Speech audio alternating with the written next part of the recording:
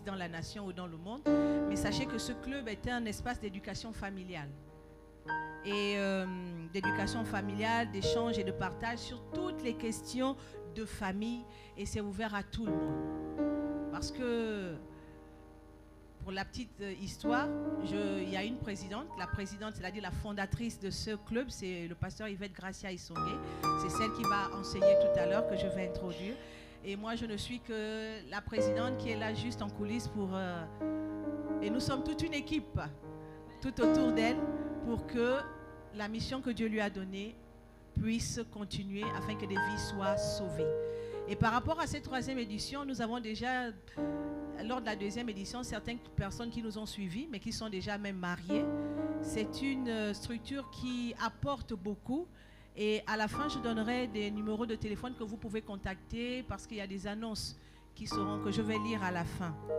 Et nous, l'éducation qu'elle donne est basée sur la Bible. Ce n'est pas des choses qu'elle prend en l'air ou bien des choses qu'elle entend par-ci, mais sur les vérités bibliques. Alléluia.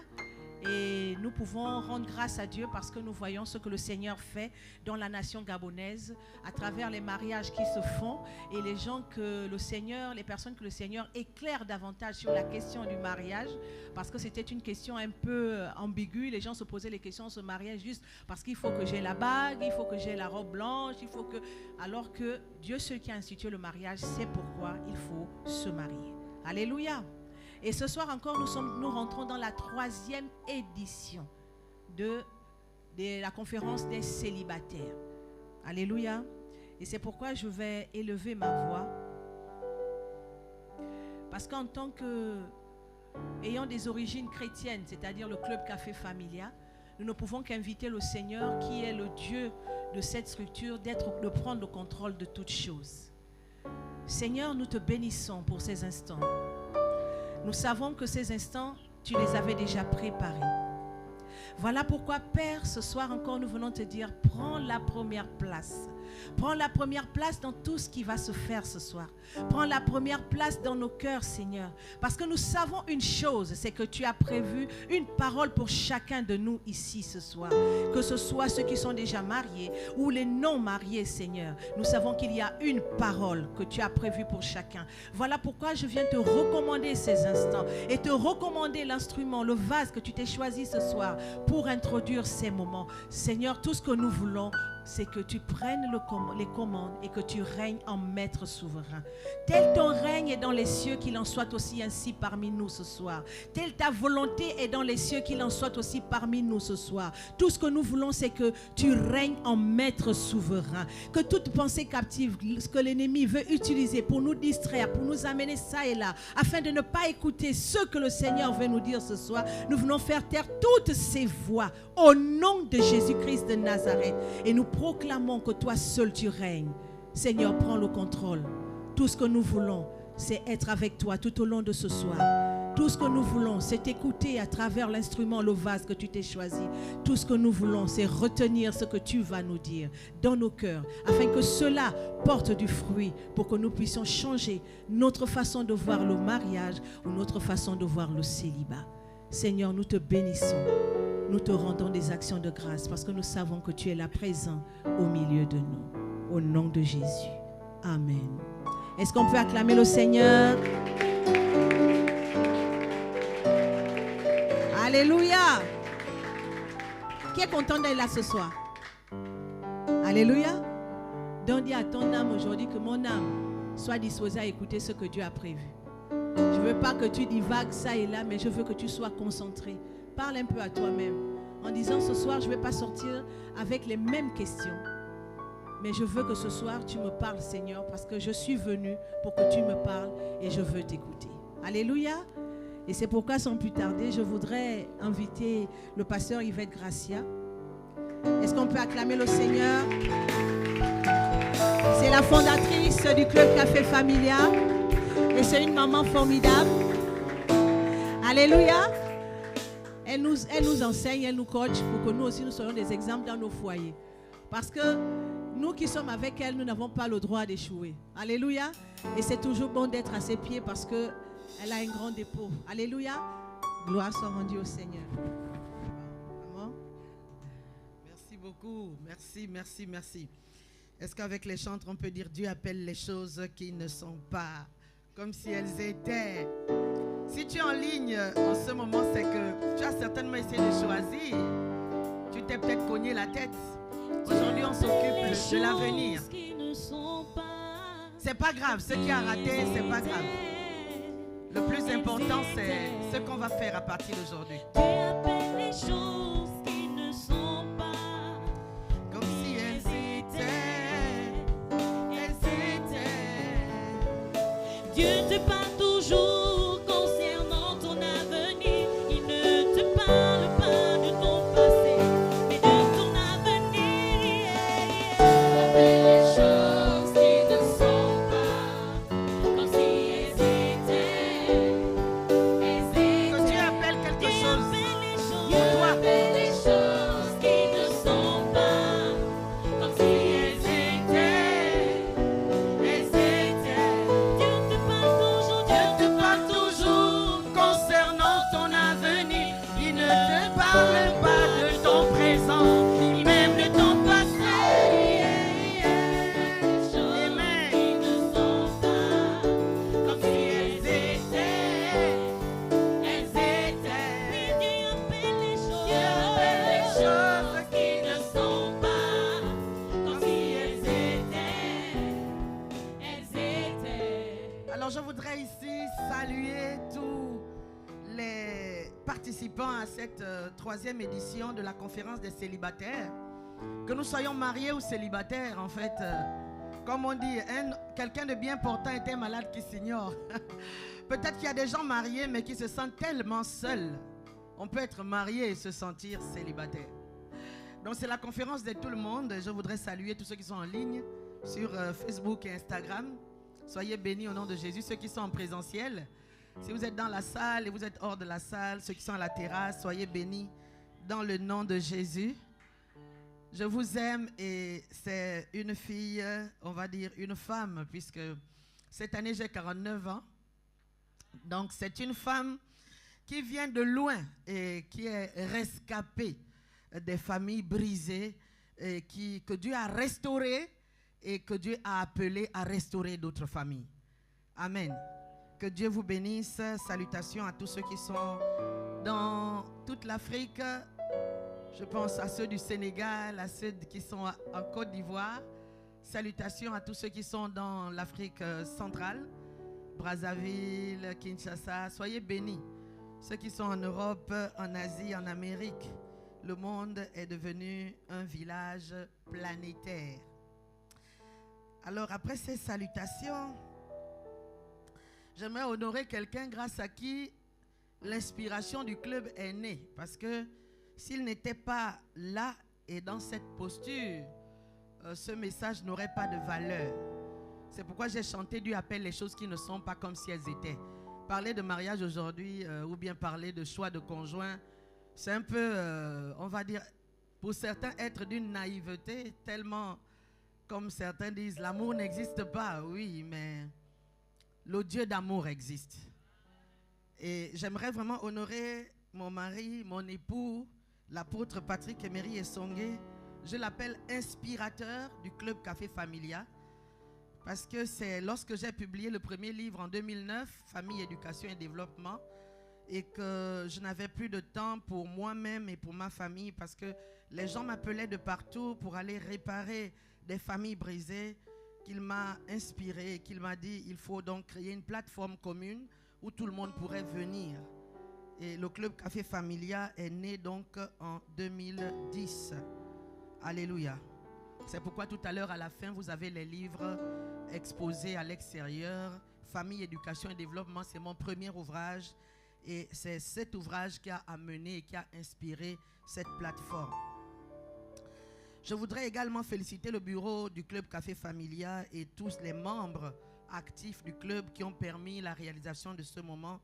Et toutes les églises eau vive qui donc ont participé à travers la nation à la réalisation de ce moment. Quelques personnes investissent et le monde entier en bénéficie. Que Dieu vous bénisse dans le nom de Jésus. J'aimerais présenter donc les 2 orateurs qui vont vous accompagner pendant ces 4 soirées. J'ai cité moi-même Yvette Gracia Essongé. Qui suis-je? Je suis donc, je vous disais, professeur de français à la base et aujourd'hui chercheur. Et je suis donc marié depuis déjà 21 ans. Cette année 2022, ça va faire 21 ans de mariage. Et marié au pasteur, à l'apôtre Patrick Emery Essongé, qui par ailleurs est enseignant comme moi. Et nous sommes donc des collègues de travail et des collègues de ministère. Alléluia. Puisqu'on va parler du choix, c'est pourquoi je vous en parle. Alléluia. Et donc, s'il y a 22 ans, on s'est choisi. Et il y a 21 ans, on s'est marié. 1 an et demi de fiançailles, 18 mois de fiançailles. Si ça peut parler à quelqu'un, dis Amen. Alléluia. La toute première édition de la conférence des célibataires, on a vu vraiment les effets de cette conférence. Elle n'était pas très médiatisée. Et la deuxième édition, nous l'avons eue en 2013. Vous voyez, ça fait longtemps. Ça veut dire que ces conférences sont vraiment exceptionnelles. 2013, aujourd'hui on est en 2022.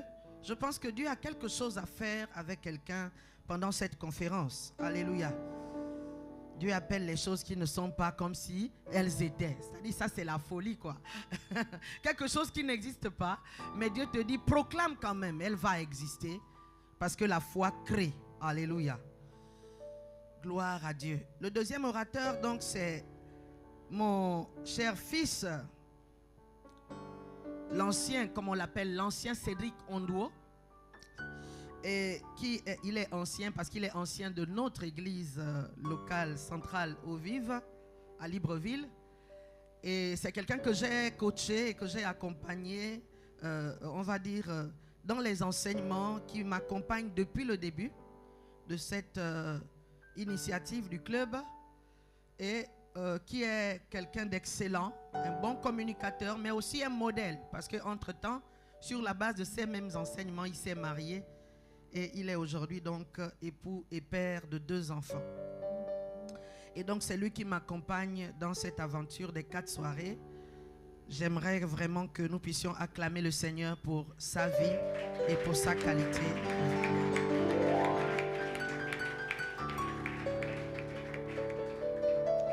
Alors pour terminer avec les salam alek, j'aimerais saluer tous les célibataires à travers le monde entier, à Libreville, à Brazzaville, à Kinshasa, à Dakar, à Abidjan, à Conakry. Soyez salués au nom de Jésus. À Paris, même à New York, soyez salués au nom de Jésus. Parce que être célibataire, ce n'est pas être un sous-homme. Les mariés ne sont pas supérieurs aux célibataires. Alléluia. Personne n'est supérieur à personne. Dieu nous a créés à son image et il nous a créés égaux devant lui. Alléluia. Alors, pendant ces 4 jours, on va explorer différents sujets. Mais ce soir, on va aborder certaines généralités sur le choix du conjoint. Puisque le thème, c'est pourquoi veux-tu m'épouser? Pourquoi veux-tu m'épouser? Donc, on va voir les motivations du choix. Et dans ces motivations du choix, je parlerai notamment des mauvaises raisons pour se marier. Et deuxièmement, de l'impact maléfique des malédictions générationnelles. Enfin, cette façon de dire est peut-être complexe, mais je vais montrer l'impact de l'hérédité sur les conséquences et la qualité des choix. Pour commencer, j'aimerais dire que il n'y aura plus jamais de mariage s'il n'y a pas de choix. Si personne ne choisit personne et on vit dans le concubinage, c'est-à-dire un mariage par essai, une union par essai s'appelle l'union libre, le concubinage. Si on continue comme ça, il n'y aura plus de mariage. Mais même si on choisit, pour choisir, il faut un élément fondamental qu'on appelle le masculin, l'homme. S'il n'y a pas d'homme, il n'y a pas de choix. Quand on a dit que pourquoi veux-tu m'épouser, a priori, on s'adresse d'abord à l'homme, puisque la société moderne, non, je veux dire, la société postmoderne veut effacer les genres et voudrait que les humains soient comme ça, voilà, des choses qui se ressemblent. Dieu lui-même, dans sa création, a voulu qu'il y ait des genres. Le mot genre vient de généris, vient de genèse, qui signifie commencement. Et dans nos traditions, dans nos langues vernaculaires, on dit tout a un commencement, tout a un début. Le panier a un début, la nasse a un début. Si quelque chose n'a pas de début, comment ça va évoluer? Or, Dieu, en créant l'espèce humaine, et en créant l'espèce humaine à son image, a voulu qu'il y ait donc un début de cette espèce, c'est-à-dire un démarrage.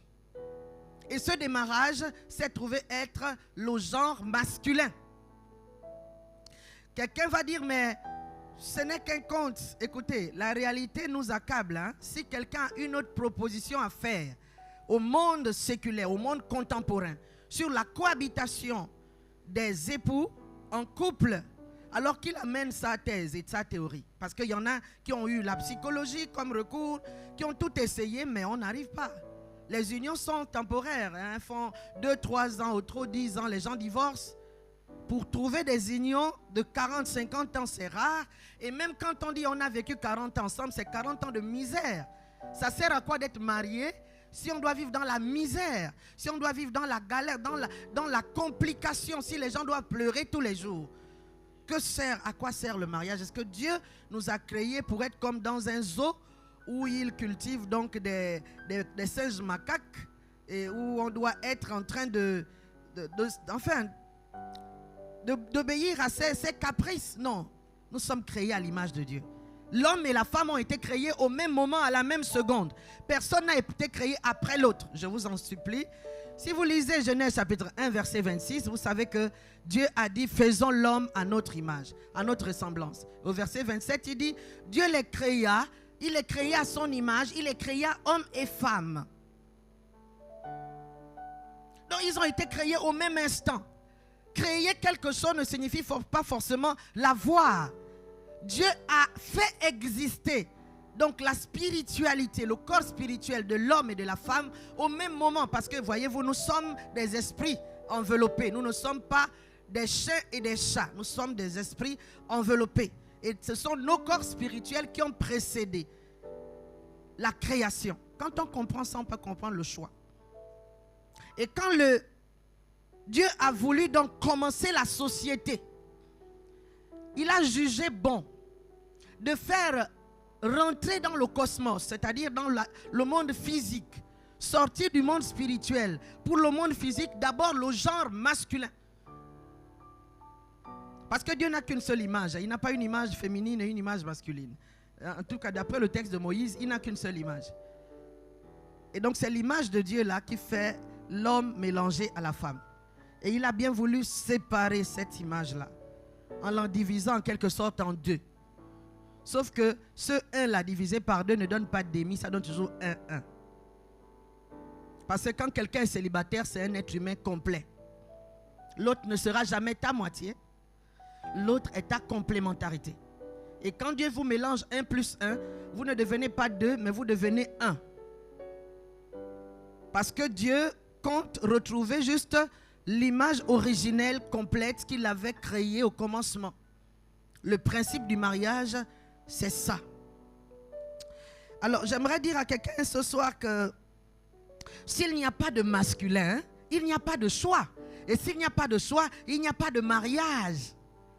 Le monde contemporain, postmoderne, voudrait que tout le monde soit asexué et que chacun choisisse si entre 0 et 20 ans, il veut être un garçon et entre 20 et 40 ans, il veut être une fille. Elle ou il, au point où on nous amène des yels et des choses. L'Occident est complètement largué. L'Occident a perdu la pédale. Et je pense que les Juifs et les Africains sont un peu plus cousins. Parce que j'avoue qu'ils ont une même manière de penser. Est-ce qu'on peut lire Deutéronome chapitre 23, versets 2 à 3? Vous allez voir l'importance du masculin.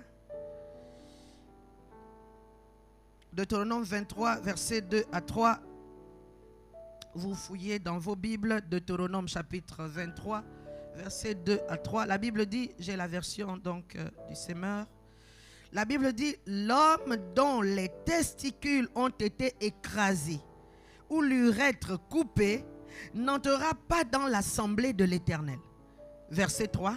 Celui qui est issu d'une union interdite n'entrera pas dans l'assemblée de l'Éternel. Même sa 10e génération n'entrera pas. Il y a des bénédictions attachées à la reconnaissance du genre et il y a des malédictions attachées à la méconnaissance du genre. Ici, par exemple, dans la loi de Moïse, on montre bien que si un homme n'a plus, on va dire son sexe, n'est plus genré, si un homme n'est plus genré, il n'a même pas accès à la maison de l'Éternel. Aujourd'hui, on va dire à la présence de Dieu. Et si un enfant est né d'une union interdite, comme une union incestueuse, comme une union, comment dire, hors mariage, etc., cet enfant-là n'a même pas droit à l'assemblée de l'Éternel. Jusqu'à la 10e génération. C'est-à-dire, ces enfants n'ont pas droit. Les enfants des enfants, jusqu'à la 10e génération. Il y a un effet entre ce que nous sommes et la manière dont nous choisissons. Gloire soit rendue à Dieu parce que nous sommes sous la grâce et que Christ nous a affranchis de toute hérédité. Alléluia.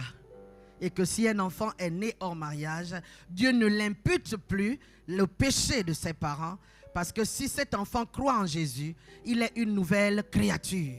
Les choses anciennes sont passées, toutes choses sont devenues nouvelles. Mais imaginez un tout petit peu toute cette génération qui peut se perdre rien qu'à cause des difficultés de genre. J'insiste sur le genre parce que on va se choisir comment? S'il n'y a pas de père, s'il n'y a pas d'époux, il n'y a pas de mariage. C'est le père. Et vous voyez, après la création, et après que Adam ait vu Ève, qu'est-ce qu'il a fait? Dieu lui a amené des animaux pour qu'il donne les noms à chaque animal. Et Adam a donné des noms à chaque animal. Et il s'est rendu compte que Ève aussi a été, on va dire, incarnée. Elle est aussi venue dans le cosmos physiquement, mais elle n'avait pas de nom. Et donc, Adam a eu ce pouvoir de conférer l'onction, de conférer la capacité des choses que Dieu a créées. Et donc, Adam a donné à Ève le nom de Isha, c'est-à-dire cette femme qui est née de lui. Cette femme qui est née de lui. Et j'aimerais dire que la reconnaissance des genres est à la base des choix, surtout aujourd'hui. Parce que si tu épouses une femme qui est physiquement femme, parce qu'elle a des seins sur la poitrine, mais psychiquement, elle respire le mec, c'est compliqué, vous serez un couple d'homosexuels. En apparence, c'est hétérosexuel.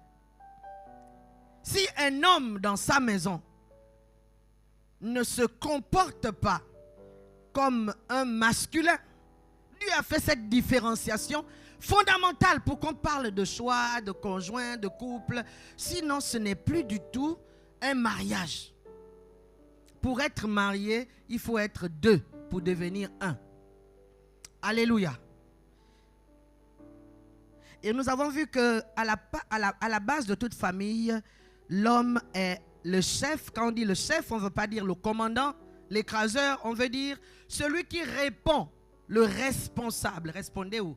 Celui qui répond devant Dieu. Quand Dieu descend pour juger la famille, Dieu commence par juger le père, l'époux. Quand Dieu descend pour bénir la famille, il commence par bénir le père, l'époux. Dieu aime la hiérarchisation. Il n'est pas en train de dire que les uns sont inférieurs aux autres. Non.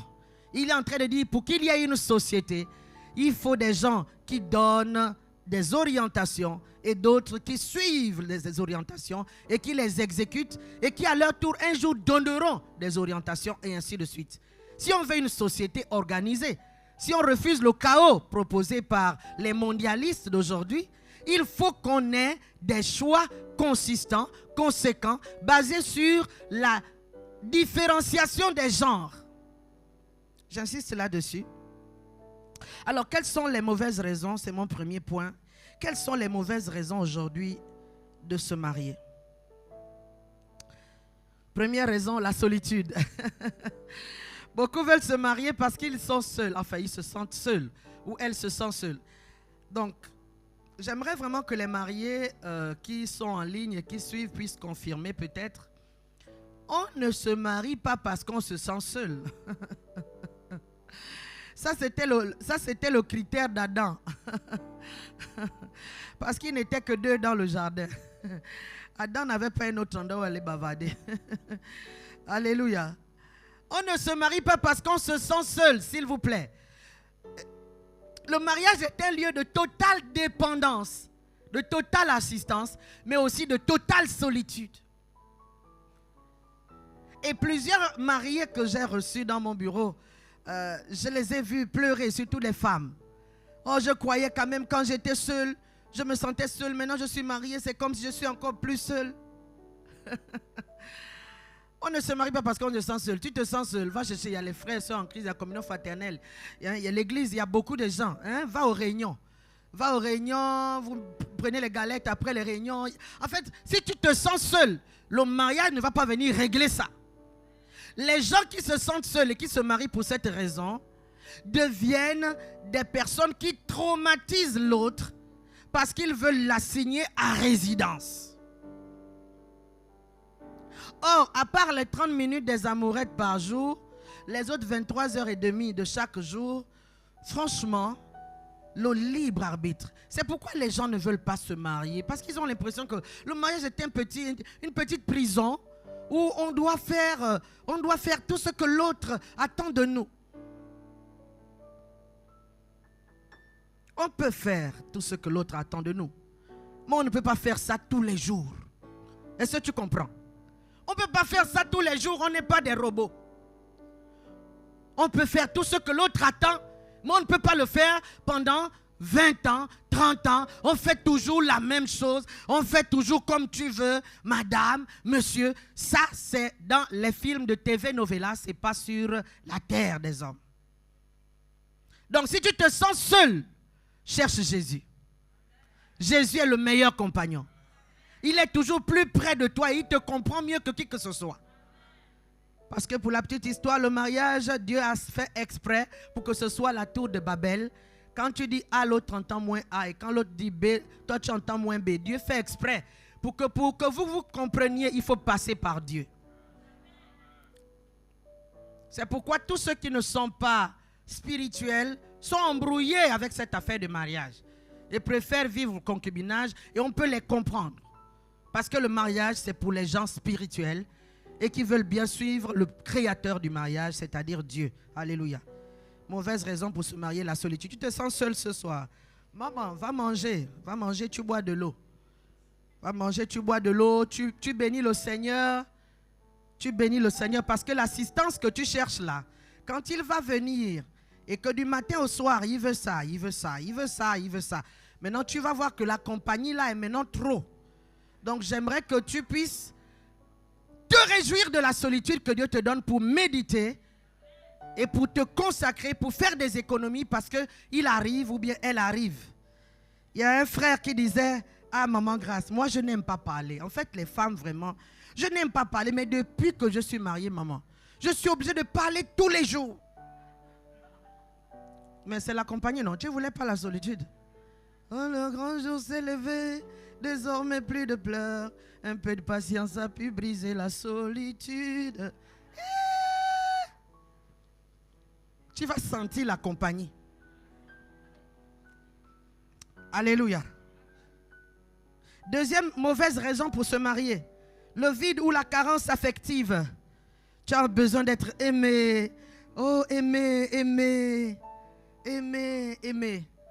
Attention. Attention les femmes, quand tu es en ovulation, l'œstrogène, l'hormone qu'on appelle l'œstrogène, c'est comme l'iboga. Ça te rend un peu dingue quoi, toc toc. Et tu as vraiment envie d'être choyé, chouchouté, embrassé et tout.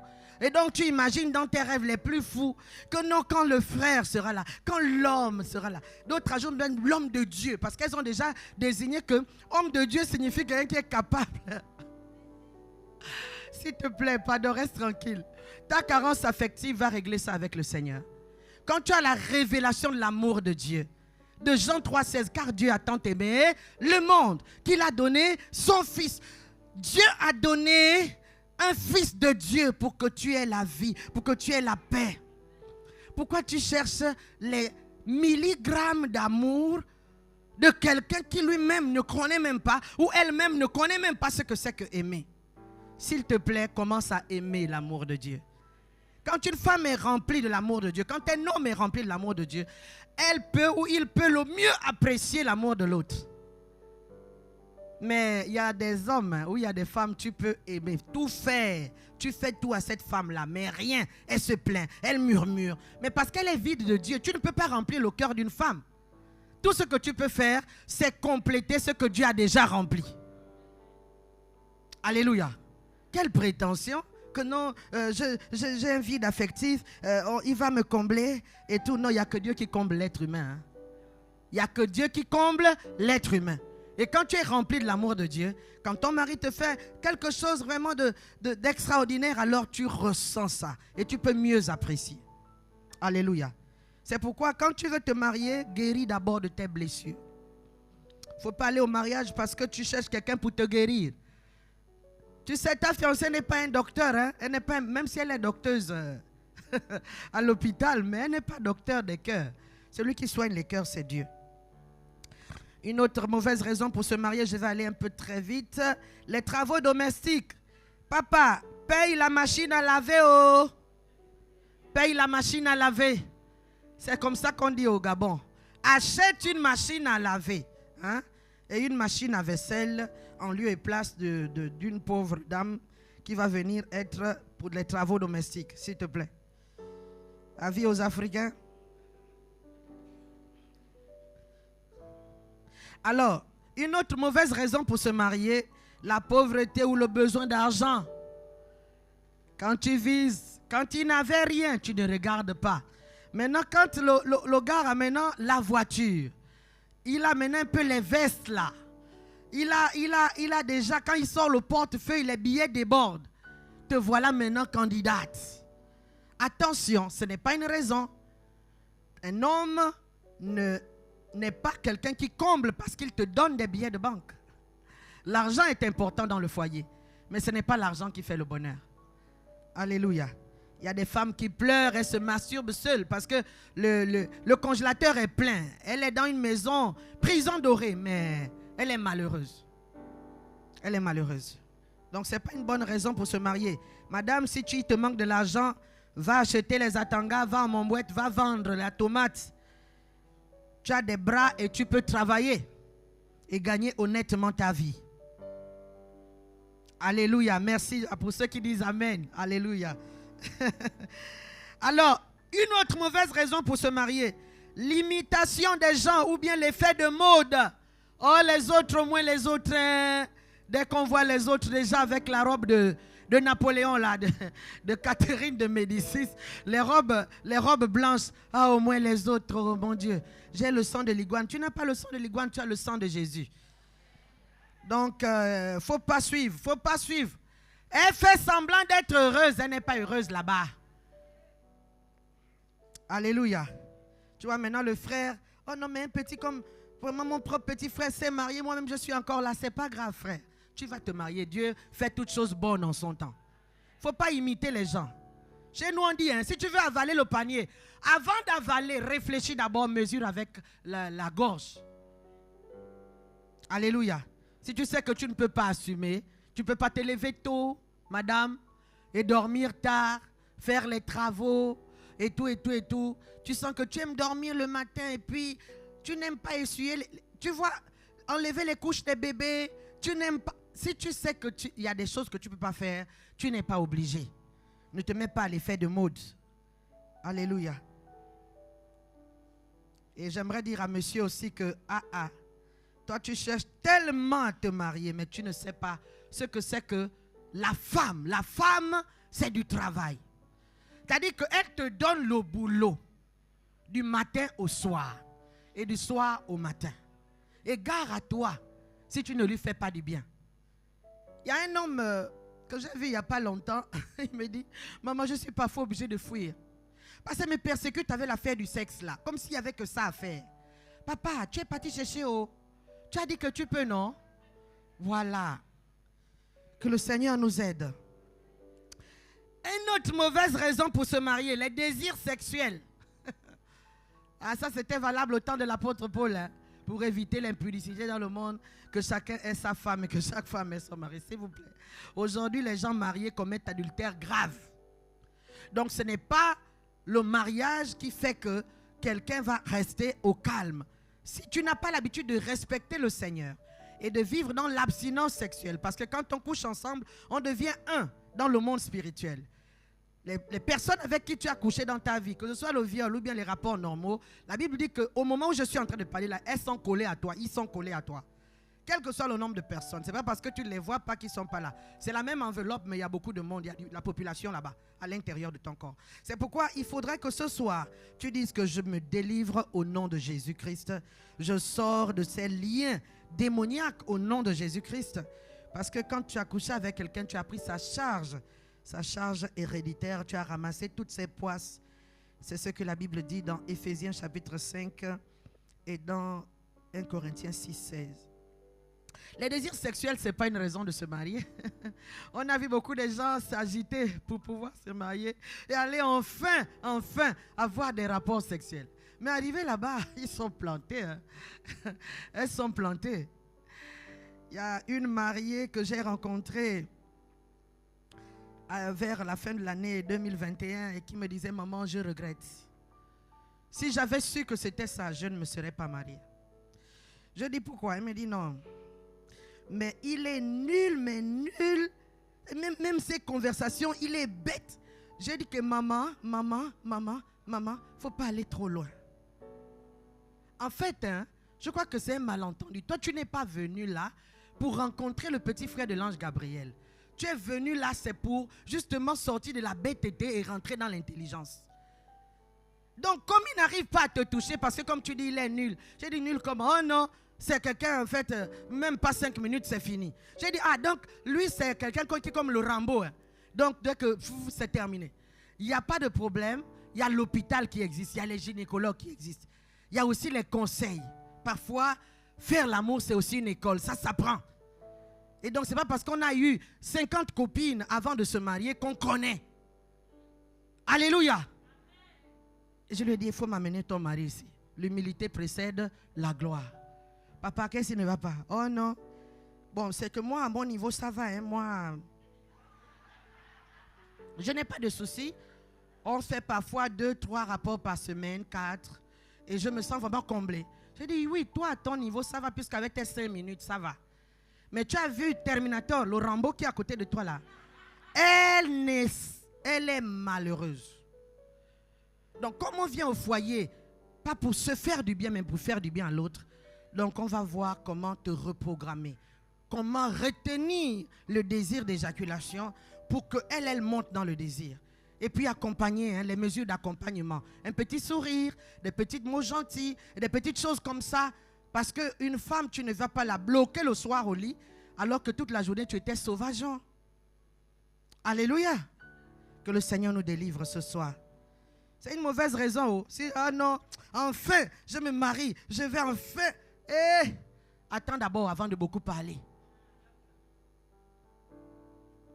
Une autre mauvaise raison pour se marier, la recherche du bonheur. Mais qui vous avait dit que quelqu'un a un sac de bonheur, un tonneau de bonheur pour vous, et quand donc vous allez vous marier avec elle, elle va vous l'offrir. Mais le bonheur là, on vend ça à mon boîte. Ou bien c'est cadeau. On n'a pas de bonheur. Personne n'a de bonheur pour quelqu'un. S'il vous plaît, sortez de là. Notre vrai bonheur, c'est Jésus. Alléluia. C'est Jésus dans l'autre qui nous procure la vie. Le mariage ne rend pas heureux. C'est Jésus dans le mariage qui rend heureux. Une autre mauvaise raison pour se marier, la pression des parents et amis. Mais toi, c'est quand? Mais toi, c'est comment? Mais toi, c'est quand? te voilà maintenant avec un fantôme, avec une... C'est-à-dire que tu te demandes, mais qu'est-ce qui m'est arrivé? Mais comme il fallait faire honneur aux parents, hein, il fallait quand même, les gens, bon, me parlent trop, je dois quand même... Non, on ne se marie pas par pitié, oh. On ne se marie pas par force.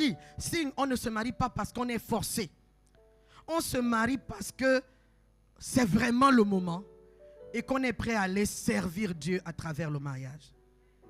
Parce que le mariage est un ministère. C'est un service chrétien, comme évangéliste, docteur, pasteur. Le mariage, c'est d'abord pour Dieu et non pour les humains. Donc, il ne faut pas se tromper là. Ou mais tout le monde me dit, mais oui, tout le monde te dit parce qu'on t'aime bien. Hein? Et puis, bon, on aimerait te voir en couple. Un couple heureux, bien sûr. Mais on ne te demande pas, on ne te force pas la main. Ne va pas te cogner la tête dans une affaire qui va te remonter. Hein? Donc, que le Seigneur t'aide. Alléluia. Une autre raison, la recherche d'un enfant. Là, j'ai passé, je parle aux femmes, là, j'ai besoin d'un enfant, donc je dois me marier coûte que coûte. Le premier venu, je prends. C'est une raison valable, mais ce n'est pas une raison divine. Ce n'est pas une raison biblique. Dieu préfère de loin que tu restes comme ça, sans enfant, plutôt que d'aller à un endroit où Dieu ne t'a pas envoyé. Alléluia. Un autre point, besoin de s'affirmer et de sortir des complexes de supériorité et d'infériorité. Il y en a qui se sentent tellement niakouin. En fait, tu as des complexes, quoi. Surtout les complexes d'infériorité. Tu te sens vilaine. Lui, il se sent tellement ridicule. Et puis, il cherche absolument une femme hein, pour lui redonner un peu de la valeur aux yeux des gens. C'est-à-dire, il n'y a rien à voir avec la fameuse dame. Ce n'est pas qu'il l'aime en tant que tel. Mais il faut démontrer aux gens. On ne se marie pas pour démontrer quoi que ce soit à quelqu'un. On se marie parce que c'est le moment et qu'on en a vraiment besoin et que Dieu en a besoin. Parce que Dieu utilise chaque couple pour son ministère sur terre. Alléluia. Complexe de supériorité pareil. Il y en a qui cherchent des femmes ou des maris pour faire passer leur saut d'humeur. Quelqu'un pour insulter. Cherche quelqu'un pour insulter. Elle cherche quelqu'un pour faire passer ces petits gna. Les filles, les femmes pensent que les hommes sont des nounous. Non, c'est à l'homme qu'on a dit il n'est pas bon que l'homme soit seul. La femme, non, on ne lui a jamais dit ça. Donc elle attend un nounou. Je ne sais pas si on dit un nounou. Souvent on dit une nounou. Un nounou, un gardien de bébé. Moins de pépin, nien, elle pleure. Moins de pépin, nien, et tout. Vous savez, les hommes ne supportent pas les femmes dépendantes affectives. Toujours en train de se plaindre, en train de murmurer, en train de dire on ne m'aime pas assez. Si on ne t'aime pas assez, va chez Jésus, il a l'amour. Grand comme un fleuve. Alléluia. Alors, il y en a qui se marient aussi, je vais terminer avec ces raisons-là. Il y en a qui se marient aussi parce qu'ils ont des enfants bâtards, comme moi.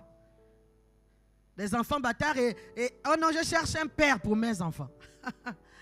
Mais d'abord, il faut d'abord demander l'avis des enfants. Là, ils t'ont dit qu'ils ont besoin d'un père à l'heure là.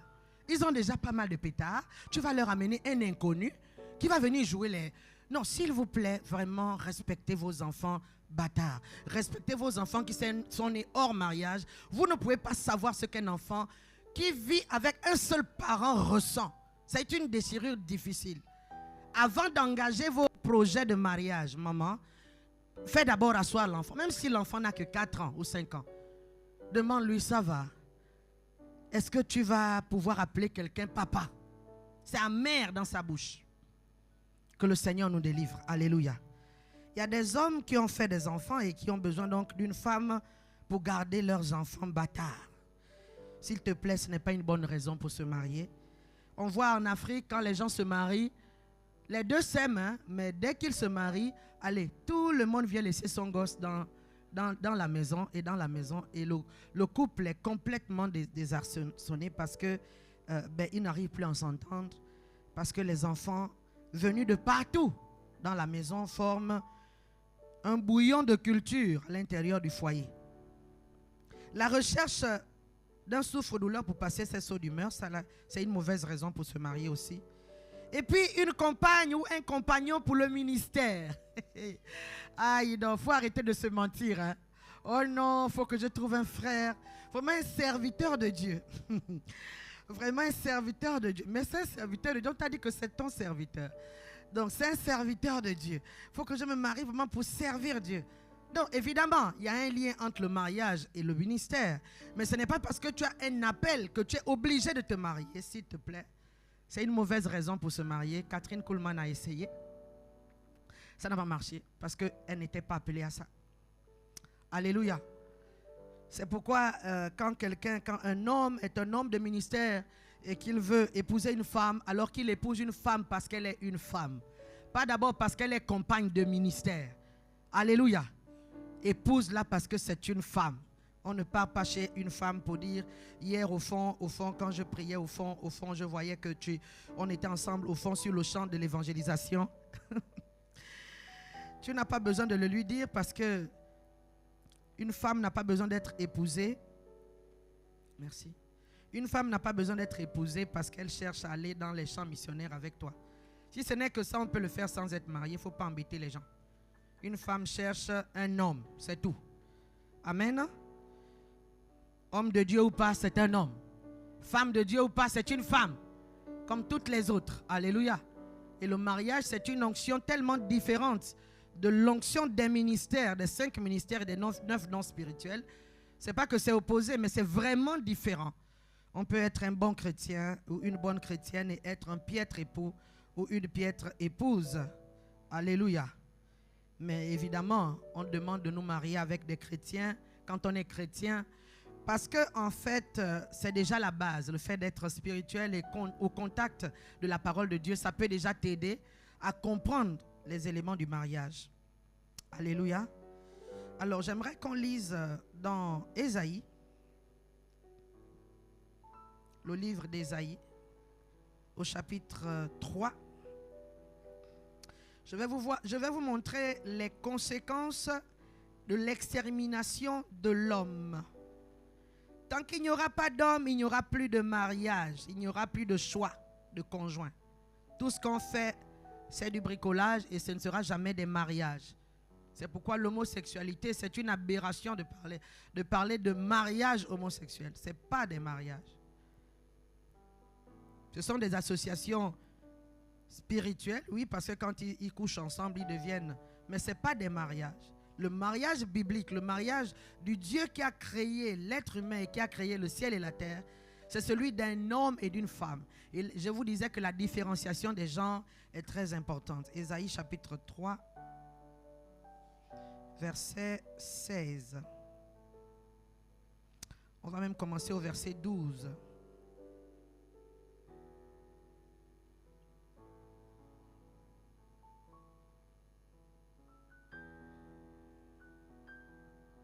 Mon peuple a pour oppresseur des enfants. Il y a un lien entre le mariage et la construction de la nation. Hein. C'est pour ça que nous faisons un travail. Et nous savons que les nations du monde ne pourront pas se bâtir s'il n'y a pas de famille. La paix dans le pays vient de la paix dans chaque maison. Amen. Ésaïe chapitre 3 verset 12. La Bible dit ici, mon peuple a pour oppresseur, c'est le prophète Ésaïe qui parle de la part du Seigneur. Il dit, mon peuple a pour oppresseur des enfants. Quand un pays est commandé par des gosses maintenant, comme on le voit en Europe, c'est l'enfant qui dit à la mère ou au père, fais chier. Mais quelle malédiction! Comment un enfant va commander des adultes au nom de l'enfant roi? Il dit, mon peuple est dirigé par des enfants, est dominé par des enfants. Oh là là, quel malheur! Deuxième malheur, et des femmes dominent sur lui. Des femmes dominent sur lui. Dieu reconnaît le leadership des femmes, hein, donc n'ayez pas peur. Dieu reconnaît, la Bible reconnaît le leadership des femmes. La Bible reconnaît que les femmes peuvent commander, peuvent diriger. La Bible reconnaît même qu'elles peuvent occuper toutes les fonctions. On a vu Déborah, j'ai vraiment pas le temps d'enseigner ça, mais la femme est vraiment forte, elle est solide, elle n'a jamais été faible, elle n'est pas inférieure à qui que ce soit. Sauf que, dans le domaine du foyer, il y a une organisation sociale. L'homme est le premier responsable de la famille. Ça ne veut pas dire qu'il est, parfait. Non, ça veut juste dire que devant Dieu, il doit être responsable. Il doit répondre. Et quand dans un pays, ce sont des femmes qui dominent, il n'y a pas de mariage sans papa, sans père. Le mot père d'ailleurs qui donne patria, pater, patria en latin, c'est ce qui donne la patrie. Il n'y a pas de patrie sans père. Il n'y a pas de pays sans père. Donc la disparition de l'espèce masculine, du genre masculin, ça signe la fin du mariage. Et je pense que c'est ce que les mondialistes cherchent. Ils cherchent à complètement gommer le genre masculin pour féminiser le monde entier. Soit dit en passant, moi-même je suis féministe, mais je ne suis pas féministe, comment dire, à l'occidental. Parce que les genres sont importants pour l'équilibre d'une nation. Alléluia. Il faut qu'il y ait des femmes et qu'il y ait des hommes. Mais quand on ne sait plus qui est qui, on a un homme, et puis il est là, il pleure tous les jours. Il déprime, il a envie de se suicider parce que la femme, il a des émotions féminines. Que Dieu nous délivre. Alléluia. Est-ce que tu peux dire, je retrouve mon genre? Alléluia. Mets-toi d'abord à jour, retrouve ton genre. Essaye de te mirer. Des femmes dominent sur lui. Mon peuple, ceux qui te conduisent t'égarent et détruisent les voies dans lesquelles tu marches. Maintenant, on va aller au verset 16. Ésaïe chapitre 3. Je voulais juste vous montrer quelque chose. L'Éternel dit, vous voyez, Dieu maudit les femmes parce que le pays ne fonctionne pas. Parce que Dieu est compté sur les femmes pour que l'ordre prévu par Dieu soit respecté. Dieu comptait sur les femmes en Israël pour que l'ordre prévu par Dieu soit respecté au niveau familial. Qu'il y ait des hommes, des pères, des éducateurs des enfants sont les pères, et qu'il y ait des mères qui sont des puissances parce que la femme n'est pas l'aide de l'homme parce qu'elle est inférieure à l'homme. La femme aide l'homme parce qu'elle est coach de l'homme. Elle est donc ingénieure des arts du jardin. C'est pour ça qu'elle peut lui montrer, elle peut l'enseigner, elle peut lui faire des choses. Donc chacun a sa place. Et à cause de ça, la Bible dit au temps d'Ésaïe, Dieu a maudit les femmes. Ça m'a choqué. L'Éternel dit, verset 16, Ésaïe 3, 16. Les filles de Sion sont orgueilleuses et marchent le cou tendu et le regard effronté. Elles vont à petits pas et font résonner les boucles qui ornent leurs pieds. À cause de cela, le Seigneur rendra chauve le sommet de leur tête. L'Éternel dégarnira leur tête, leur front. Ce jour-là, le Seigneur enlèvera les boucles qui servent d'ornement à leurs pieds, ainsi que les filets et les croissants, les boucles d'oreilles, les bracelets, les voiles, les diadèmes, les chaînettes, des pieds et les ceintures, les boîtes à parfum et les amulettes, les bagues et les anneaux de nez, les habits précieux et les larges robes, les manteaux et les sacs à main. Et Dieu déshabille les femmes qui ne sont pas à leur place. Dieu compte sur les femmes pour soutenir l'ordre dans le pays. Les tissus de fin et de chemises fines, de turbans et de châles, au lieu du parfum, il y aura de la pourriture. Donc Dieu va faire sentir les femmes. Au lieu d'une ceinture, une corde. Au lieu des cheveux bouclés, une tête chauve, mamo. Au lieu d'un large manteau, un sac étroit. Une marque faite au fer rouge. Et au lieu de la beauté, Dieu rend les femmes laides. Et à cause de ce que les femmes ont dégringolé, Dieu met la conséquence également sur les hommes en disant, tes hommes, les hommes des femmes, nos hommes, tes hommes tomberont sous l'épée. Aucun homme ne sera jamais fort s'il n'est pas validé en masculin. Aucun homme ne sera jamais héros s'il n'y a pas une femme pour le valoriser et pour le mettre masculin. Quand on est deux femmes dans la maison, ça ne passe pas. Ni deux hommes dans la maison, ça ne passe pas. C'est pourquoi que personne ne vous trompe. L'homosexualité est une aberration. Alléluia. Les portes de Sion gémiront et seront dans le deuil. Dépouillée, la femme dépouillée, la femme orgueilleuse dépouillée, va s'asseoir par terre. Et c'est l'état des femmes dans le monde entier Dans les pays en guerre, dans les pays qui ne sont pas soi-disant en guerre, les femmes souffrent. Beaucoup élèvent les enfants seuls. Beaucoup sont dans l'embarras. Beaucoup sont shootés, giflés, frappés. Il y a une malédiction attachée au fait qu'on ne comprend pas, qu'on ne se marie pas pour aller dominer un homme. On se marie pour aller servir un homme. C'est un choix. Alléluia. Tant que l'orgueil de Mami Ouattara sera toujours là, ça ne marche pas. Et beaucoup pensent qu'ils vont s'en sortir.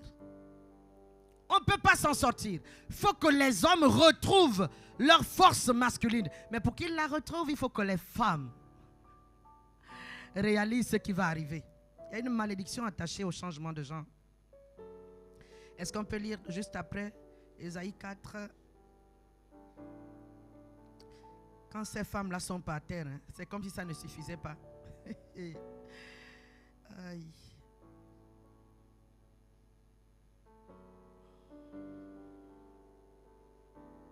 Ésaïe chapitre 4, verset 1.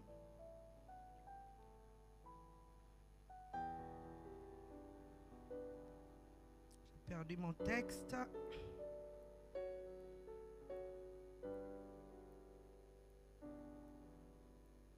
Je suis dans Ésaïe 5.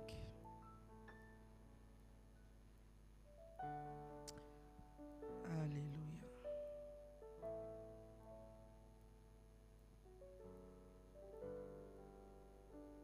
Voilà, Ésaïe chapitre 4, verset 1.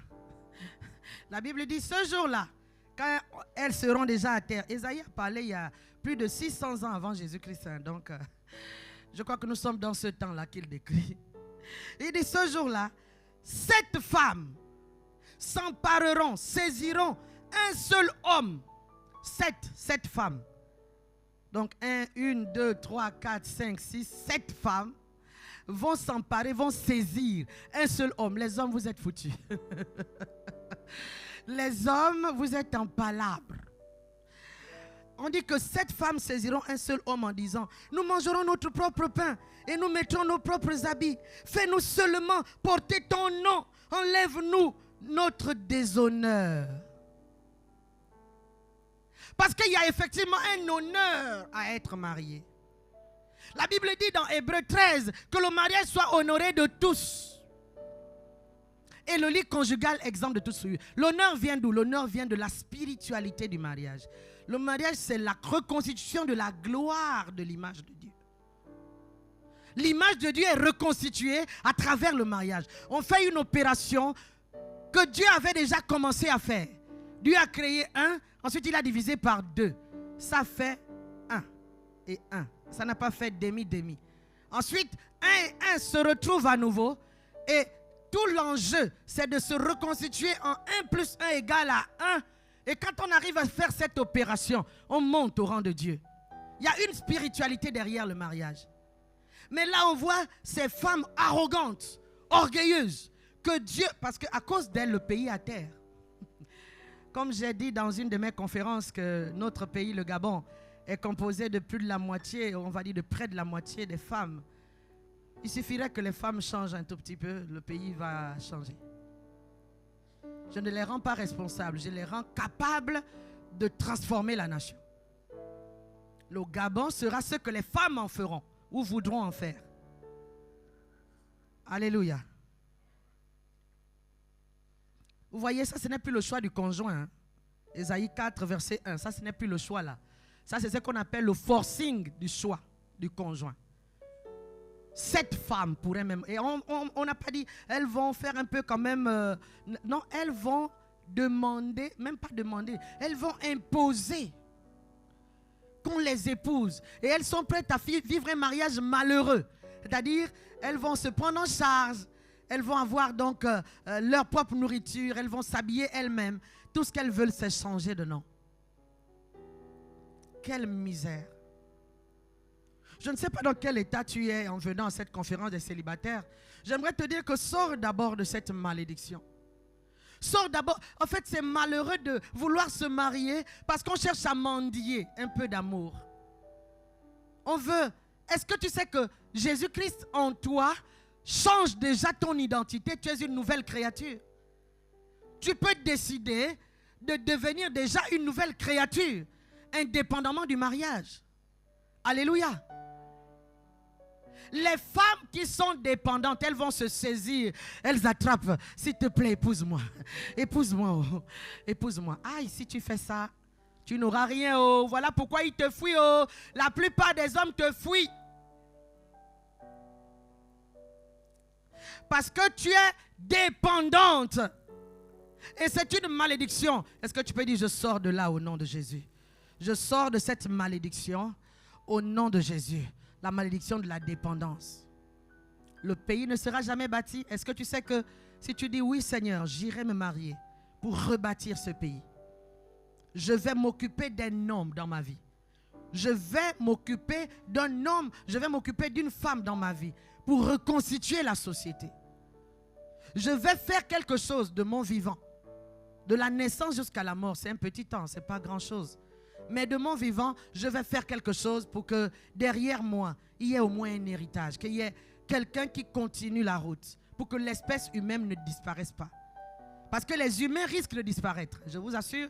S'il n'y a pas de foyer, il n'y aura plus d'enfants. Aujourd'hui même, en Europe, on dit parent 1, parent 2. Pourquoi pas parent 3? Parent 1 et parent 2, on ne dit pas père et mère. Mais si la paternité disparaît, la maternité disparaît, on est où? On vit où? S'il n'y a plus ni paternité ni maternité, il n'y a plus rien. Parce que la première autorité d'un pays commence par la première autorité d'une famille. S'il n'y a plus d'autorité dans la famille, il n'y aura plus d'autorité dans la nation. Et s'il n'y a plus d'autorité dans la nation, l'anarchie s'installe. Que le Seigneur nous épargne ça au nom de Jésus. Marie-toi juste parce que tu as envie de glorifier le Seigneur. Marie-toi juste parce que tu as envie, parce que ce que Dieu veut c'est quoi? C'est que nos pays soient rebâtis, reconstitués. Qu'un jour tu es dans le foyer avec ton épouse, que grâce à toi, cette femme qui n'avait plus d'espérance devienne une femme exceptionnelle, une championne. Quelqu'un que tu vas soigner, que tu vas nettoyer, que tu vas mettre en haut. Pareil pour toi, madame. Tu prends même quelqu'un qui est dans la boue, tu vas nettoyer.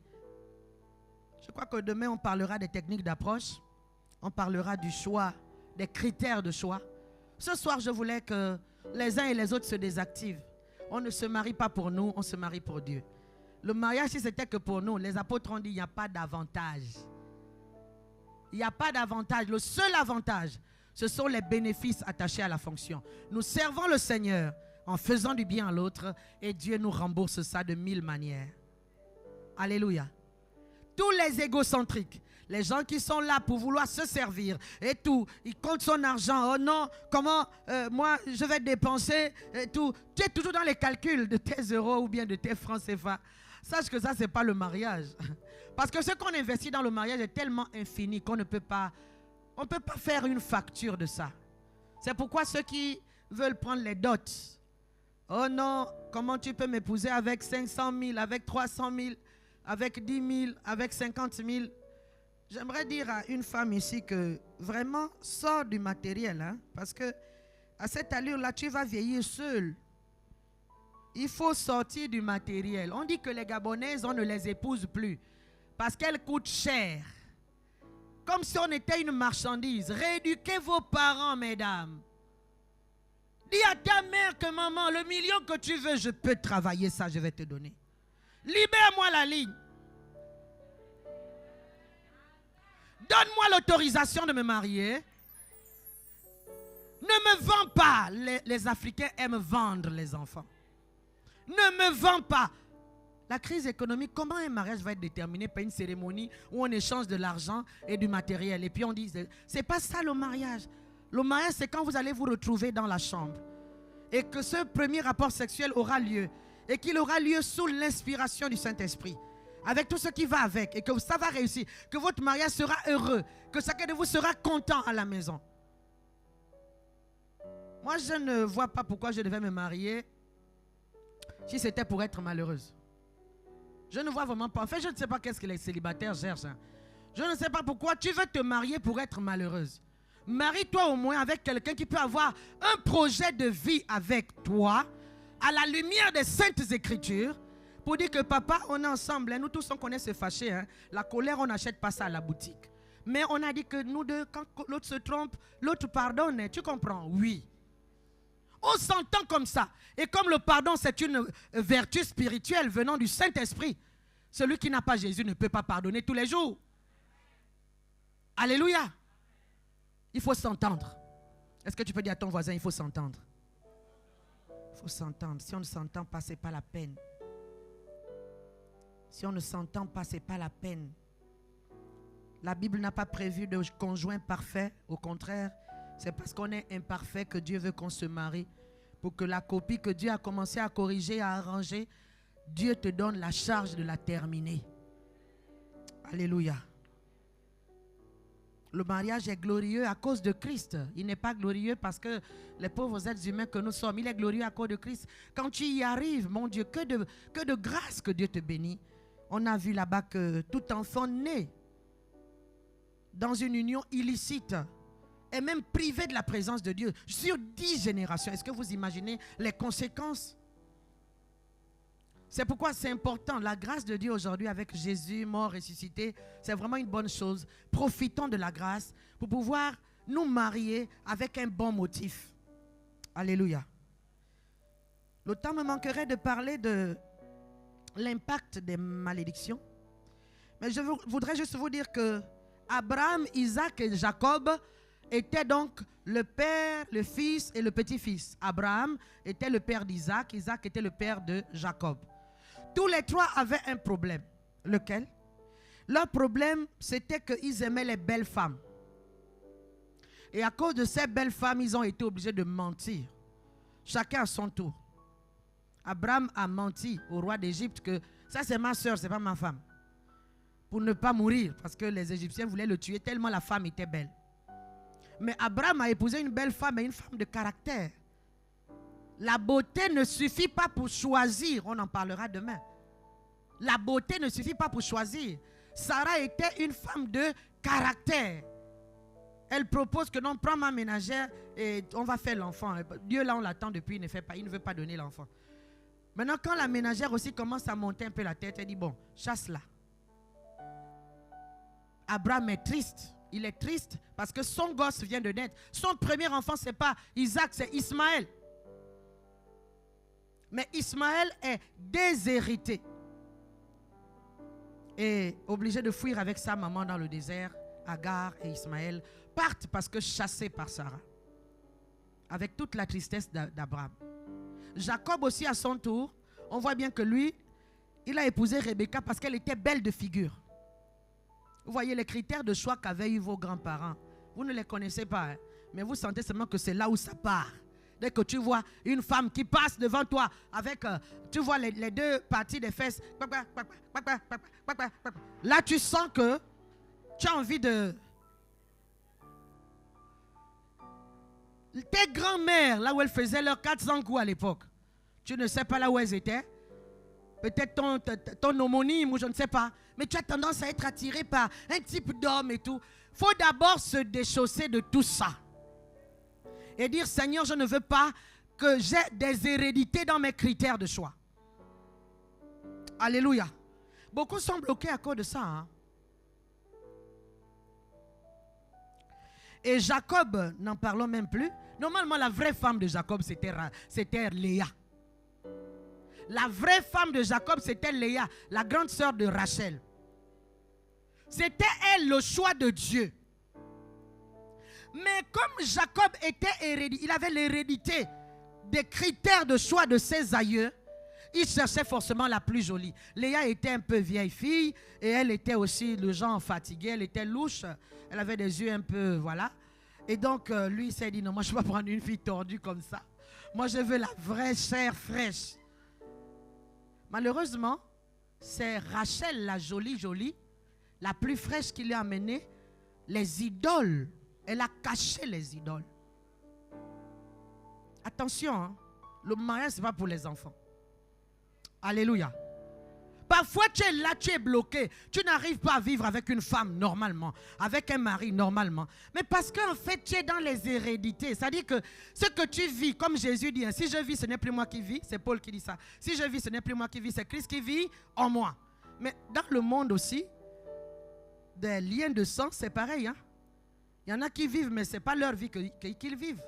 Tu ne comprends pas pourquoi tu as tendance à vouloir tromper ton mari, pouvoir tromper ta femme. Tu fais les fiançailles, tu casses. Tu fais les fiançailles, tu casses. Ça devient même un sport. Mais parce qu'il y a des gens avant toi qui ont vécu ça. Qui ont vécu ce qu'on appelle l'errance sentimentale. Toujours en train d'errer, d'errer. Que Dieu te sorte de l'errance au nom de Jésus.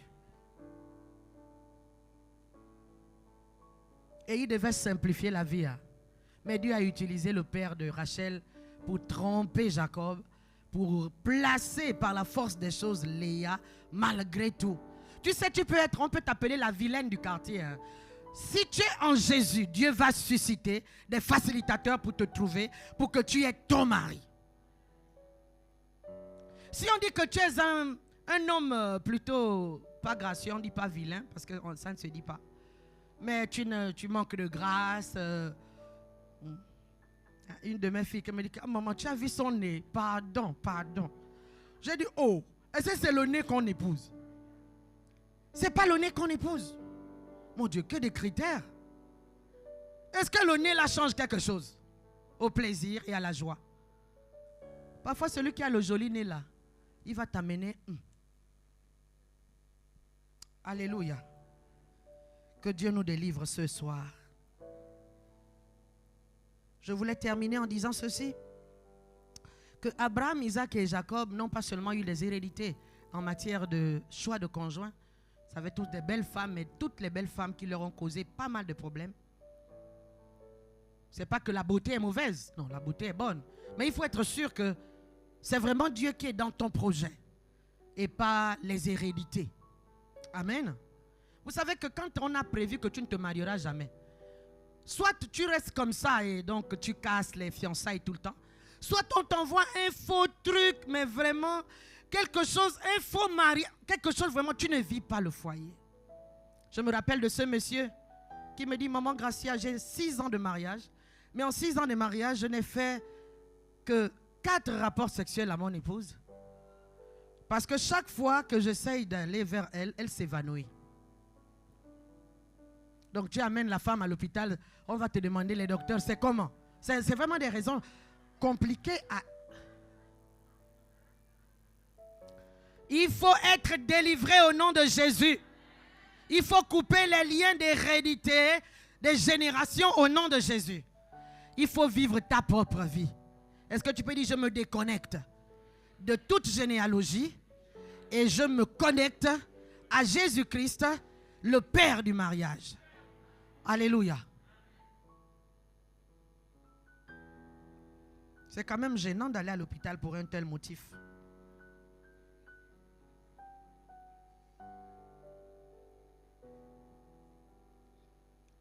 Isaac, Jacob, Abraham, Isaac et Jacob avaient aussi un autre souci. C'est que ces trois-là ont eu beaucoup de difficultés dans leur propre maison, dans leur propre famille, à cause des hérédités. C'est-à-dire les enfants aînés, les plus grands enfants, étaient toujours destitués. Et on donnait l'autorité familiale aux plus jeunes. Ismaël a été destitué au profit de Isaac. Alors Isaac aussi fait Ésaü et Jacob. Ésaü a été destitué au profit de Jacob. Jacob aussi fait les 12 tribus d'Israël. Mais le pire, c'est que Ruben l'aîné est maudit.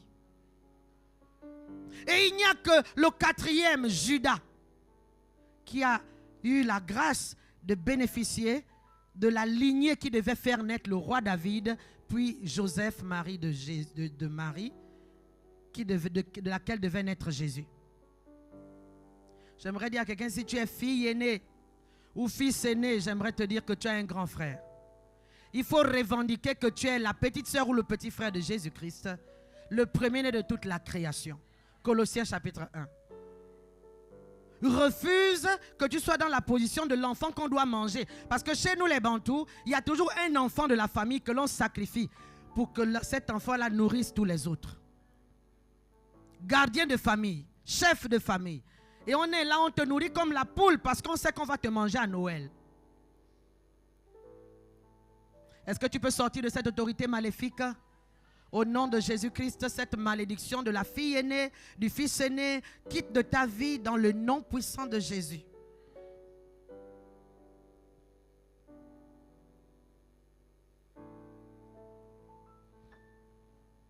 Abraham, Isaac et Jacob. Et même on n'a même pas parlé de Caïn et Abel. Alléluia. Est-ce qu'on peut prier? Et on va dire, Dieu appelle les choses qui ne sont pas comme si elles étaient. Ce soir, je voulais vraiment vous décourager à vous marier pour des mauvais motifs. Parce que le choc est dur à avaler. Quand vous êtes sur place et que l'autre vous dit, mais non, moi je ne peux pas te donner ce que tu attends de moi. Je ne savais pas que c'était pour ça que tu t'étais marié avec moi. Moi, je n'ai pas ça. Je croyais que tu te mariais parce que tu voulais venir servir dans le foyer. Je ne savais pas que tu t'attendais à ceci, à cela, à cela, à cela. Mais moi, je n'ai pas ça. Tu choisis quelqu'un, c'est pour aller servir Jésus.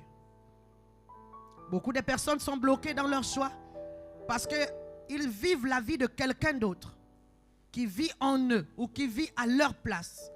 J'aimerais que tu sortes des héritages générationnels au nom de Jésus. Demain, nous parlerons donc des techniques d'approche.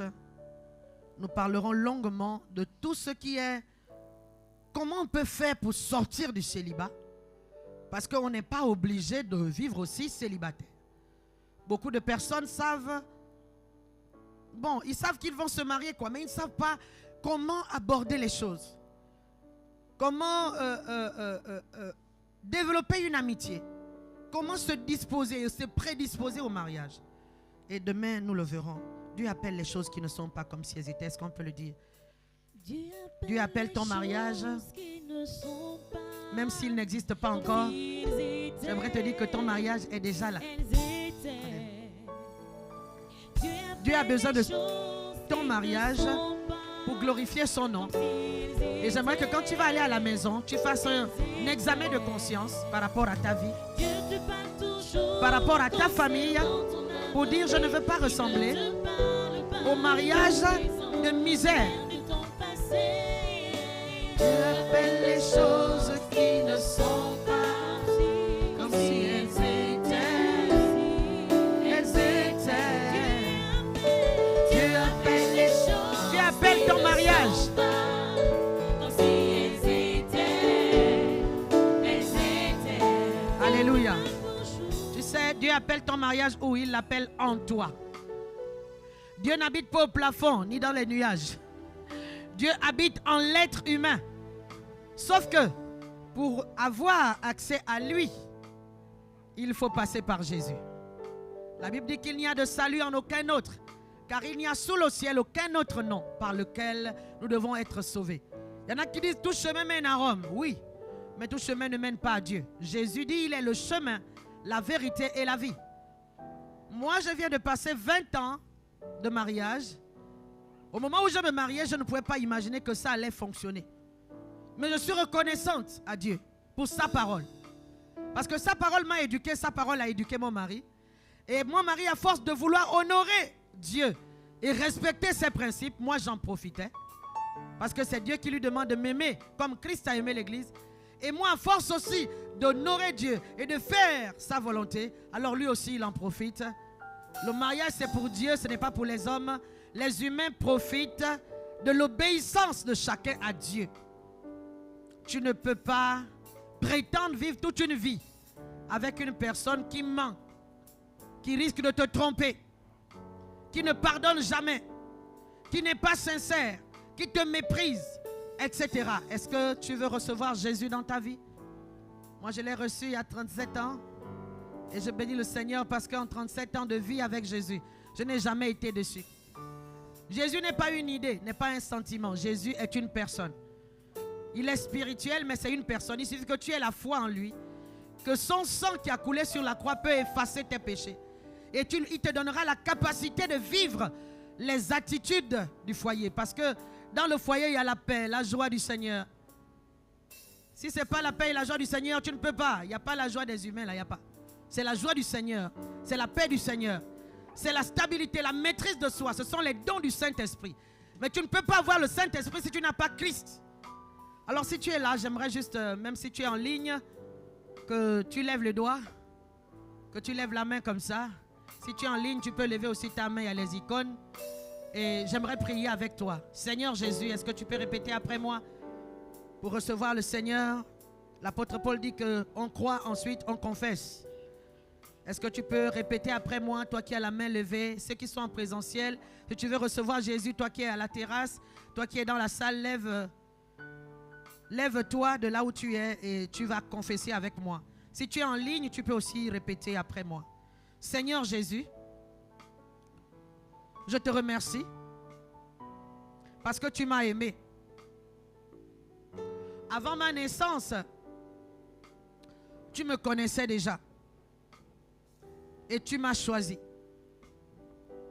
Je te demande pardon pour tous mes péchés que j'ai faits depuis ma naissance. Je reconnais que tu es mort et que tu es ressuscité et que ton sang qui a coulé sur la croix peut me purifier. C'est pourquoi je te reçois dans ma vie comme mon sauveur et mon Seigneur personnel. Au nom de Jésus, j'ai prié. Amen. Alors j'aimerais juste te dire à quelqu'un que personnellement, s'il n'y avait que le mariage traditionnel ou bien le mariage ecclésiastique, mariage traditionnel basé sur le mérite, mariage ecclésiastique basé sur les idéaux, tout est idéal et tout, je ne me marierai jamais. Le mariage sans Jésus est un cauchemar. Le mariage avec Jésus sans connaissance du message sur le mariage biblique est aussi un cauchemar. Donc, la base, c'est déjà de recevoir Christ en soi et puis d'étudier la Bible et les textes au sujet du mariage. Dieu n'est pas discriminatoire. Dieu bénit les hommes, il bénit les femmes et il s'arrange à ce que tout le monde dans la maison soit heureux. Le père, la mère et les enfants et tous ceux qui vivent chez eux soient heureux. Dieu est pour ton bonheur. Alléluia. Demain, si tu veux apprendre comment on drague une femme, si tu veux apprendre comment on dit oui à un homme, nous t'attendrons ici parce que parfois, l'homme est là, il tourne autour de toi, tu es là, tu ne comprends rien. Tu es hors réseau, alors qu'il est là. Alors il faut lui montrer que tu es motivé pour qu'il fasse un deuxième pas. Beaucoup ont raté leurs occasions comme ça là, parce que tu es comme le morceau de caillou. S'il te plaît, demain, il faut que tu sois là. Dieu appelle les choses. Est-ce que Dieu peut appeler ton mariage? Est-ce que quelqu'un est là? Est-ce que tu crois que Dieu appelle ton mariage? Le mariage de tes enfants, jusqu'à la 1000e génération, qui ne sont pas, que Dieu vous bénisse. J'aimerais demander, Dieu appelle les choses qui ne sont pas, comme si elles étaient. elles étaient. Dieu te parle toujours. Dieu te parle toujours concernant ton avenir. Il ne te parle pas de ton présent, ni même de ton passé. Yeah, yeah. Les choses Amen. qui ne sont pas comme si elles étaient. Elles étaient. Dieu appelle les choses qui ne sont pas comme si elles étaient. Elles étaient. Dieu te parle toujours concernant ton avenir. Il ne te parle pas de ton présent, ni même de ton passé.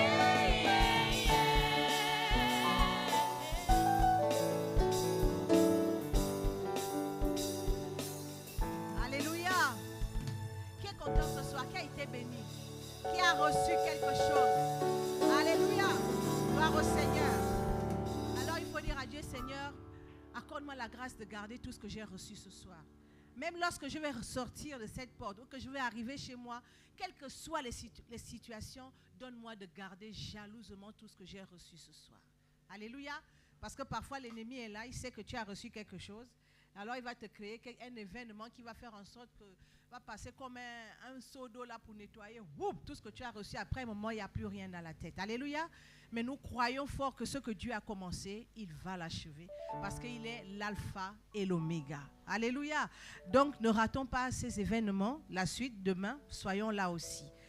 Nous avons quelques annonces. Je vais aller pour nous permettre tous de rentrer tôt parce qu'il y a le couvre-feu et tout le monde n'a pas le vaccin. Comme annonce du jour, nous avons des stands à l'extérieur, au moins 4 stands, des stands de vente de livres, des stands de vente de messages. Par exemple, le message qui est passé ce jour, si vous voulez l'avoir, vous vous faites enregistrer là-bas et on vous dira les conditions pour pouvoir avoir le message. Et aussi, il y a aussi des stands si vous voulez un suivi, c'est-à-dire vous êtes marié, proposé, vous êtes fiancé, vous êtes célibataire, vous voulez vous marier, vous avez besoin des conseils pour un suivi.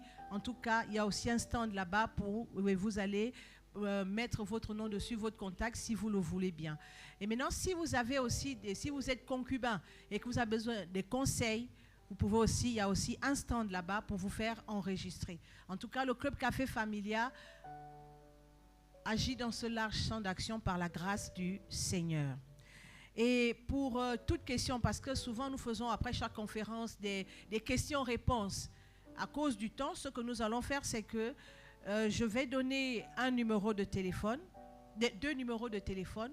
Vous pouvez poser vos questions et nous allons vous répondre aussi, séance tenante, par messagerie, par WhatsApp, pour pouvoir discuter, dialoguer avec vous. Alléluia.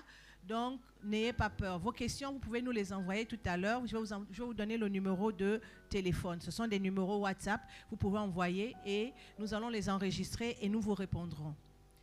Voici comme annonce, voilà les différents livres qui sont exposés à l'extérieur. Famille, éducation et développement, c'est une ancienne édition de la toute première du pasteur Yvette Gracia qui nous a enseigné tout à l'heure. Et le livre est à 5 000 francs CFA. Nous avons encore un autre livre intitulé 10 questions pour éduquer. C'est une nouvelle édition disponible à 8 000 francs CFA. Comment gérer sa puberté? Disponible aussi, le prix est à 8 000 francs CFA. Le bal de fin d'année, c'est un roman à 15 000 en vente aussi à la maison de la presse. Vous verrez qu'à l'extérieur, il y a des livres qui sont presque en train de s'achever. Mais en tout cas, si vous avez besoin d'un livre, vous allez renseigner ça sur une feuille et nous ferons le plaisir de le commander depuis Abidjan pour que vous puissiez l'avoir, moyennant le prix du livre, bien sûr, parce que nous commandons une fois que vous avez payé le livre. Compte tenu de l'insuffisance des quantités, justement, c'est ça, les personnes intéressées peuvent prépayer leurs livres et nous ferons la commande pour une livraison dans un mois, car ils sont édités à Abidjan pour la nouvelle édition. Chaque titre coûte 8 000 francs CFA. Le prix est homologué. Si vous en commandez 2, cela vous fera 16 000. Merci de vous faire enregistrer au stand librairie à l'extérieur. Vous verrez qu'il y a des stands à l'extérieur une fois que vous allez franchir la porte. Il y a aussi stand de vente, un message à 2 000 francs, c'est-à-dire le message qui vont passer chaque jour. Si vous voulez avoir l'audio du message ou même les anciens messages aussi, les anciens messages de choix des conjoints que nous avons eu aussi dans les anciennes conférences, vous mentionnez ça, vous vous rapprochez du stand et vous signalez le signalez à l'hôtesse que vous allez trouver derrière le stand. Pour obtenir, vous apportez une clé USB. La clé USB vierge de préférence au nombre de gigas en fonction du nombre de messages désirés. Nous avons un stand pour tous ceux qui veulent adhérer au club, un comptoir conseil aux célibataires, proposés fiancés, comme je vous le disais, un comptoir conseil aux concubins, un comptoir conseil aux mariés.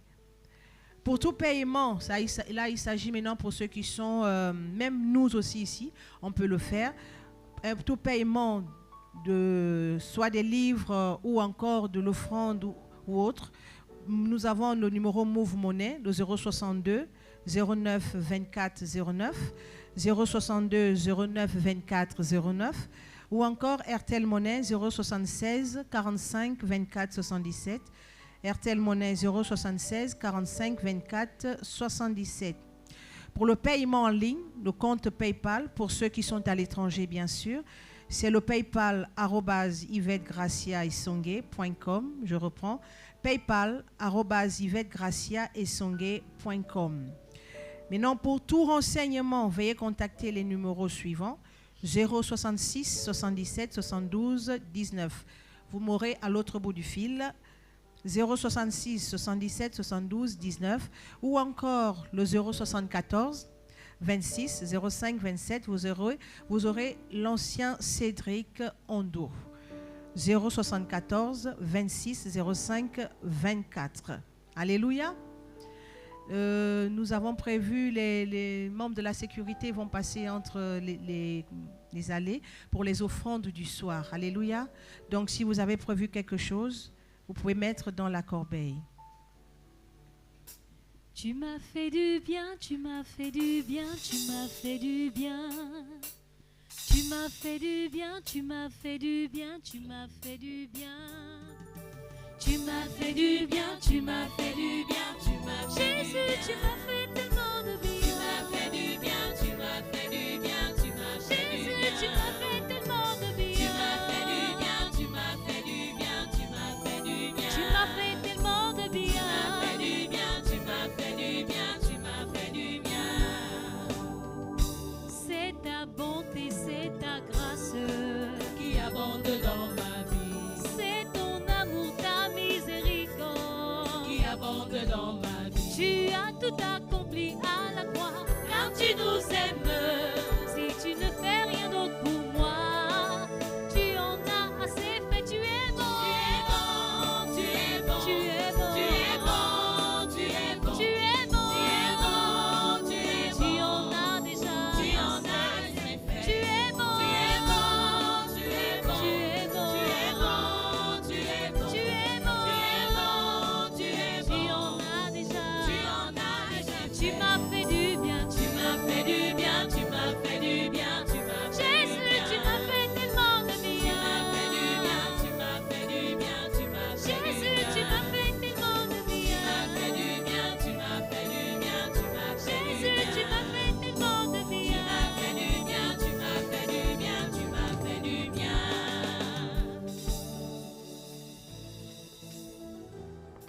Alléluia. C'est vrai qu'il y a plusieurs vérités que le pasteur Yvette Gracia a développées ce soir. Il y a une des choses qui a beaucoup résonné dans ma tête. Un homme ne peut remplir le cœur d'une femme car il y a Dieu qui comble l'être humain. Alléluia. Parfois, nous les femmes, on va avec des attentes pleines en disant c'est l'homme qui va me rendre heureux. Un homme ne peut remplir le cœur d'une femme car il n'y a que Dieu qui comble le cœur de l'être humain. Donc, cherchons le Seigneur.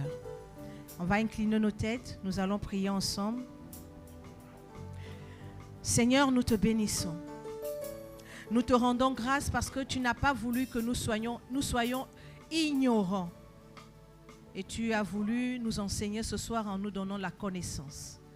Nous te disons merci. Merci Seigneur pour ta présence. Merci Seigneur pour cette parole. Merci Seigneur pour ce début. Nous te louons et nous te recommandons chacun ici présent, afin que tu nous accordes la grâce de garder jalousement dans nos cœurs ce que tu nous as enseigné ce soir. Seigneur, car c'était des vérités vraiment fondamentales. Et nous voulons que ces vérités demeurent au-dedans de nous, Seigneur, afin de faire de nous des femmes et des hommes heureux dans les couples, Seigneur. Merci pour ces instants. Nous te recommandons notre départ.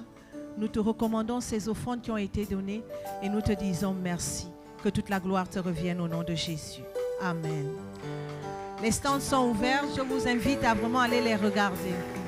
J'appelle tous les membres du bureau du Club Café Familia ici sur l'estrade. Tous les membres du bureau du Club Café Familia.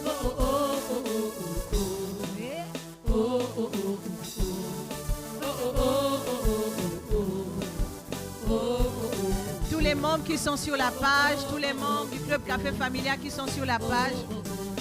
Merci de venir très vite. Merci, merci. Tous les membres du bureau du Club Café Familia qui sont sur la page. Que les photographes viennent rapidement. Les photographes, on a besoin de vous. Les photographes. membres du club Café Familial qui sont sur la page. On a besoin d'un photographe. On a besoin d'un photographe, s'il vous plaît. Jésus, tu m'as fait tellement de bien. Un photographe. Jésus, tu m'as fait tellement de bien. Par ta parole, tu m'as fait tellement de bien. Oh, tu es bon, tu es bon, tu es bon, tu es bon, tu es bon, tu es bon, tu en as assez fait. Tu es bon, tu es bon, tu es bon, tu es bon, tu es bon, tu es bon, tu es bon, tu es bon, tu es bon, tu en as assez fait.